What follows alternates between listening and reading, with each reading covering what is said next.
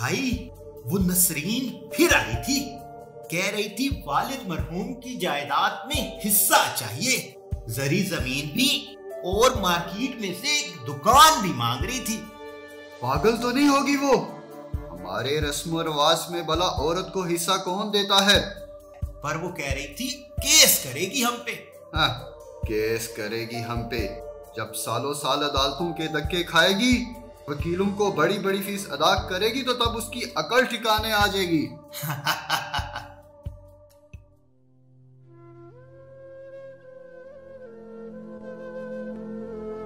क्या हुआ अम्मी, परेशान लग रही हैं? क्या बताऊं बेटा, तुम्हारी मेडिकल की फीस देनी है।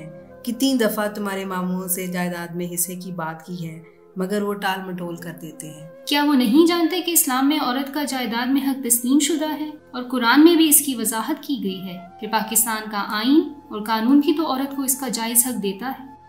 क्या करूं, मुझे तो कुछ समझ नहीं आ रहा। आप अपनी दोस्त नजमा आंटी से क्यों नहीं बात करती? वो तो वकील भी हैं, कोई ना कोई हल निकाल लेंगी। ये तो तुमने बहुत अच्छी बात की, मैं आज ही नजमा के पास जाती हूँ।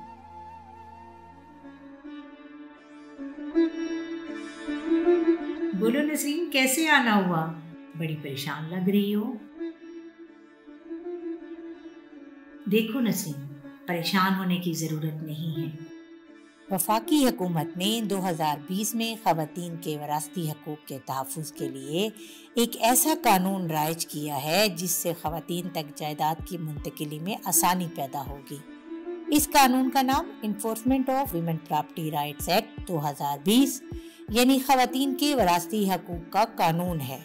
यही कानून खैबर पख्तूनख्वा में 2019 और पंजाब में 2021 में मुरव्वज किया गया है। ये कानून काम कैसे करता है? देखो, वफाक और सूबों में हुकूमत ने मुतसिब बराए ख़वातीन मुकर्रर किए हैं। इस कानून के मुताबिक वफाकी मुतसिब और सूबाई मुतसिब के पास ये इख्तियारात होंगे कि अगर किसी खातून को वरासती हकूक़ के हसूल में कोई रुकावट आ रही है या उनके घर का कोई फर्द उनके हकूक़ से महरूम कर रहा है, तो मुतसिब उस इलाके के डिप्टी कमिश्नर को ये हिदायत जारी कर सकती है कि अपनी निगरानी में जायदाद की मुंतकिली के इस अमल को यकीनी बनाए। मुतसिब को शिकायत दर्ज करवाने का क्या तरीका है?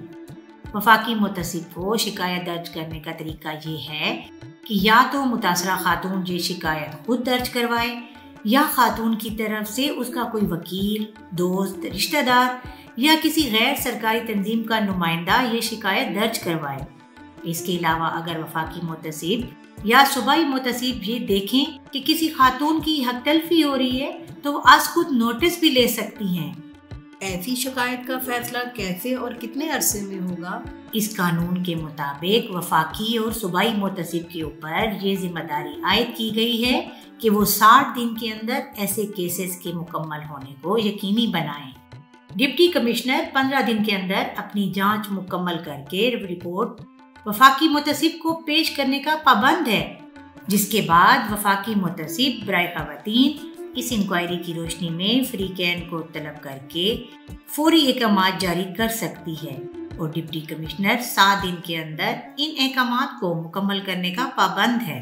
वफाकी मुतसिब अगर समझे कि मुतासरा खातून जायदाद के हवाले से किराया वसूल करने का हक रखती है, तो वो उसको यकीनी बनाने के लिए डिप्टी कमिश्नर को हिदायत दे सकते हैं।